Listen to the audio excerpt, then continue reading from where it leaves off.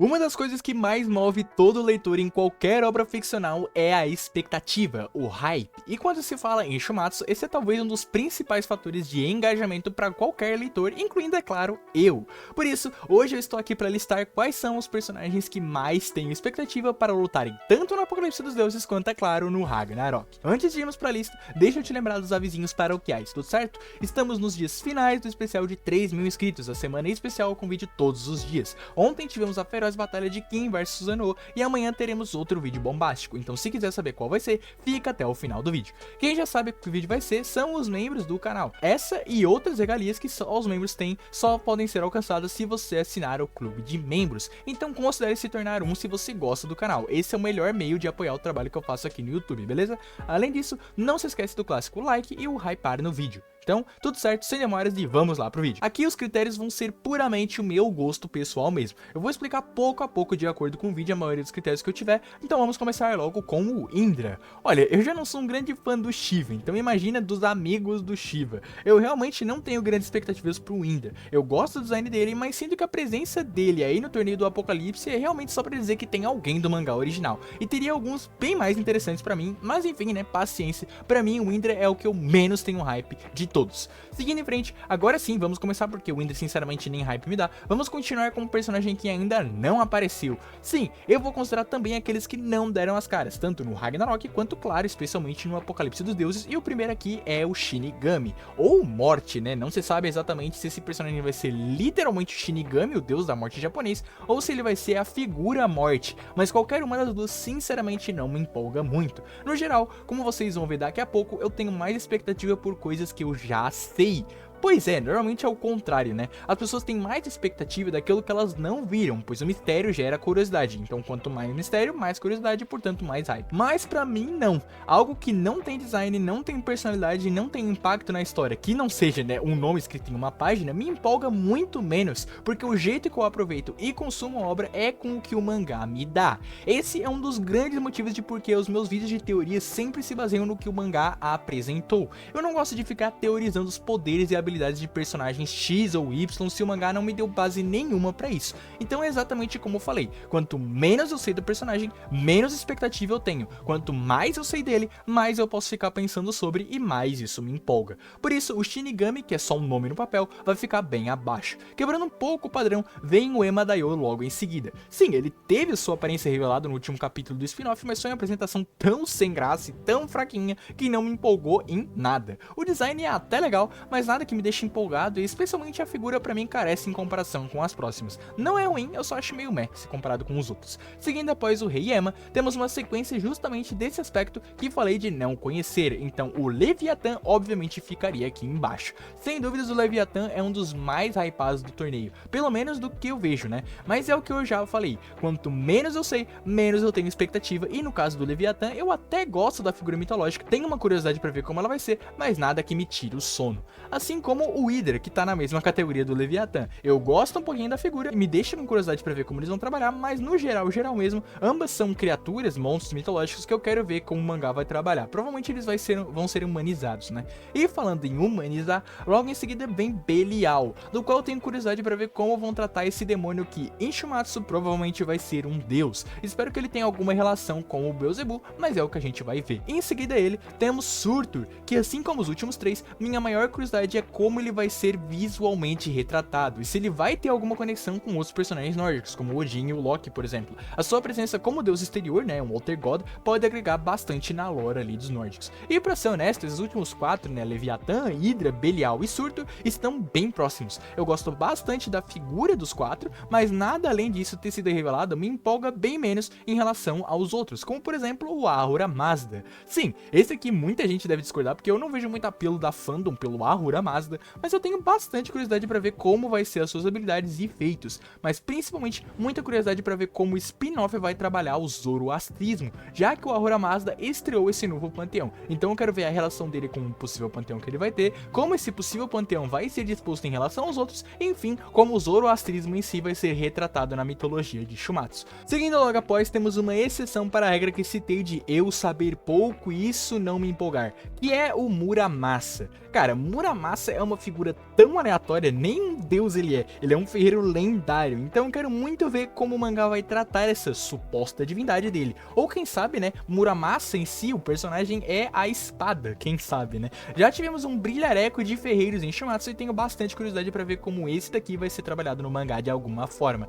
Indo para a lista de personagens de Apocalipse dos Deuses que já tem algo, temos Morrigan, a deusa mais forte, da qual eu espero muita brutalidade e pancadaria. Ela parece ser uma personagem feita para tancar muito e dar muita porrada, que é bem o que eu gosto em Shumatsu. Não só isso, algo que me empolga muito é a sua relação com o Kushulen, algo que o mangá vem trabalhando bastante. Qual é a sua relação com ele, como eles se conheceram, como o Kushulen se tornou um deus e, claro, como Morrigan o enfrentou. Tudo isso me deixa muito empolgado para ver ela lutar, ainda mais que ela vai lutar contra alguém que eu tenho bastante empolgação também, mas antes de a gente falar dele, vamos falar do atual lutador da segunda rodada, o Prometheus. Prometheus já teve bastante do seu personagem revelado no último capítulo 6 do spin-off. O primeiro deus exterior, eu tenho bastante hype para ver se o mangá vai trabalhar o seu pecado de entregar à humanidade o fogo. Eu particularmente não esperava que o spin-off fosse realmente canonizar essa lenda, mas surpreendentemente para mim, eles canonizaram. O que eu esperava era sua relação com Hércules, da qual eles são amigos, e sinceramente eu gostei da relação dos dois no capítulo. Eu gostei bastante do que o personagem do Prometheus promete. Uma coisa que faltou bastante na luta de Shulain vs A foi uma mensagem, né, um significado. E como Prometheus nessa luta, eu espero bastante coisa vindo dele que possa agregar uma mensagem no combate. Em seguida, logo depois dele, o futuro oponente de Morrigan é Neza, o deus artificial.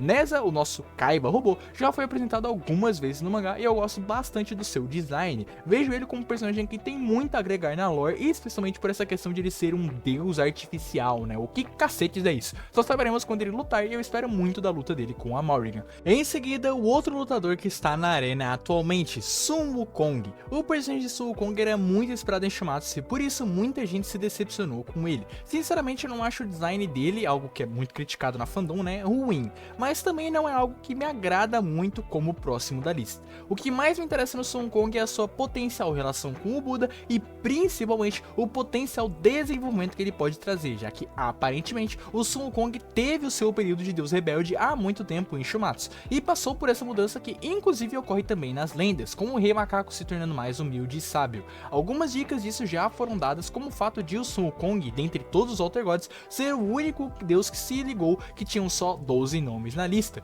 com o próprio Zeus soltando ali um comentário interessante sobre isso. Então, some o Prometheus com as suas ideologias, com uma possibilidade que esse desenvolvimento do Sun Wukong seja ao menos pincelado na obra, e isso explica por que o Rei Macaco está tão acima, e eu estou bem empolgado para a luta dele. E o único personagem de Gods Apocalypse que está acima dele é simplesmente o meu queridinho desse mangá, o Cavaleiro do Zodíaco Suzaku. Eu sempre gostei muito das figuras mitológicas dos 4 animais sagrados da China, e quando vi Suzaku, né, o pássaro vermelho, na lista, eu não pude deixar de me empolgar. E vendo o homem dripado e cheio de estilo que ele é, simplesmente não tem como não ficar na expectativa. O cara é o muso dos anos 90. Some isso ao fato que ele vai lutar contra o Indra, ou seja, ele vai dar uma surra nesse indiano sem graça, e tá justificada a colocação dele aqui no vídeo, sendo o personagem de Gods Apocalypse que eu tenho mais expectativa.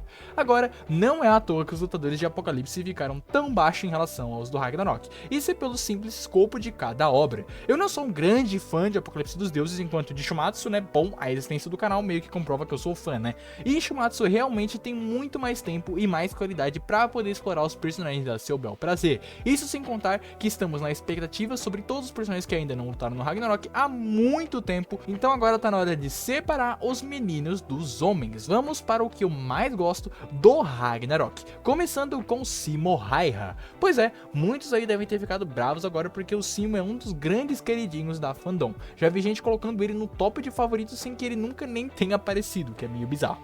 E por mim, eu realmente tenho bastante hype nele. Eu quero ver como ele vai lutar, como que o mangá vai trabalhar, e a questão de ele ser atirador, né? E como vai ser a sua personalidade, que mensagem ele vai trazer pra história. Só que comparado aos outros personagens que tem muito mais a agregar na lore geral, que já estão aí há muito mais tempo, ou que simplesmente eu acabo gostando mais, a figura do Simo me empolga menos. Em seguida, o deus supremo nórdico Odin é quem dá as caras. Simplesmente o velhote que está sendo preparado para muito possivelmente ser o vilão final do mangá, e é justamente isso que me empolga. A sua relação com Brunhilde, os mistérios de Odin, os seus objetivos relacionados aos deuses primordiais, a sua relação misteriosa com Siegfried, tudo isso são intensificadores do hype em Odin. Eu só não coloco ele mais acima, pois ele como personagem realmente não me pega muito. Talvez pelo fato de ele ficar quieto a maior maior parte do tempo, mas isso pode muito bem se alterar no futuro próximo, com o maior destaque que ele certamente vai receber, inclusive no próximo capítulo. E por falar em receber, o próximo é o seu sobrinho Loki. Loki está sendo trabalhado há muito tempo, ele já é um dos deuses que a gente tem mais contato e ele sequer lutou,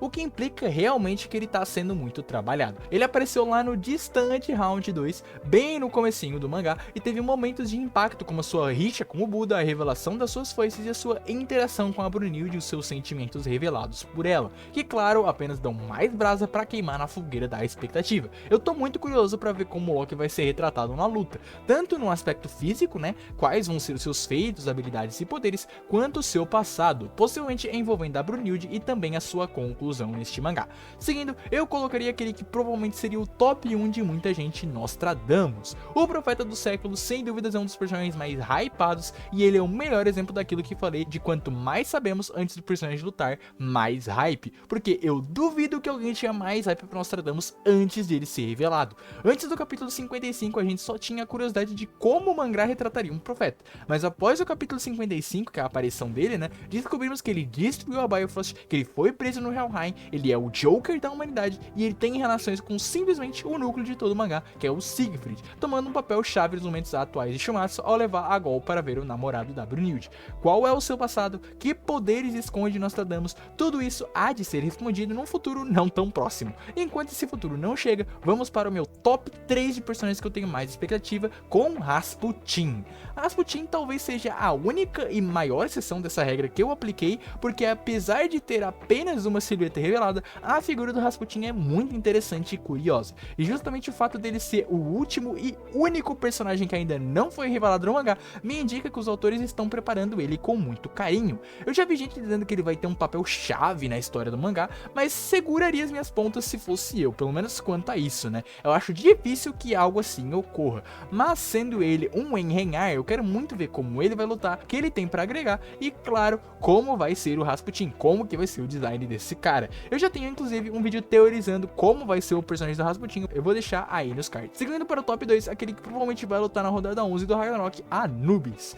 Mesmo caso de após aparecer eu ter mais hype, o Anubis me deixa muito empolgado. Claro, eu quero muito ver como o panteão egípcio vai se retratar em Shumatsu pela primeira vez, sim, eu tô ignorando o Ra, mas especialmente eu quero ver o seu background e como ele vai lutar. Essa vibe de que ele passa, né, de uma fera, uma besta, me dá muito uma sensação que no futuro ele vai ser explorado como uma besta do Valhalla, como uma criatura indomável. Eu quero muito ver o estilo de luta dele. Isso porque, diferente de muita gente da fandom, eu não sou um megalomaníaco por poderes, e me empolga bastante ver como o Anubis vai lutar. Provavelmente, espero eu, ele tendo um estilo mais agressivo, físico, né, onde ele tanca muito e bate forte, para combinar com a sua característica animalesca. E por fim, simplesmente o meu xodó, que é o que eu mais tenho empolgação, é o homem mais escorraçado pela comunidade também, o Gold Sakata Gintoki. Tendo a sua aparição no capítulo 65, eu venho tendo muita expectativa no Sakata. A sua presença no mangá até agora é como um coadjuvante bem interessante, sendo amigo do Buda, tendo uma ótima introdução inclusive, e também investigando Siegfried. Infelizmente ele não teve muito sucesso em sua missão, mas não muda que agora de volta ao Valhalla, o Sakata tem muito o que mostrar. A sua personalidade, bem como a sua figura mística, o dão um tom exclusivo que nenhum outro Enrenhar pode trazer. E some isso com o Machado Dourado das Lendas que ele provavelmente vai usar, e está justificado porque Sakata Gintoki é o personagem que eu tenho mais hype pra ver de todo o Shumatsu no Valkyrie. Agora eu quero saber de você, qual é o personagem que você tem mais expectativa? Comenta aí embaixo que eu quero saber. Não se esquece do like e da inscrição caso não esteja inscrito, e conto com a sua presença amanhã na sequência da semana especial de 3.000 inscritos, com um vídeo que focará em algo que eu comentei muito aqui nesse vídeo, o Apocalipse dos Deuses, mas não torcendo pelo futuro e sim julgando o passado. Teremos o tão esperado vídeo de análise do Round 1, Kushulain vs Ra. Como sempre, um agradecimento aos boosters do servidor do Discord e aos membros de General da Guerra Pedrinho Suzy, Falha TV e Imperadores Celestial, Evanchantress e Crow Value por apoiarem diretamente o canal. E meus agradecimentos a você que ficou até aqui, um abraço e até mais.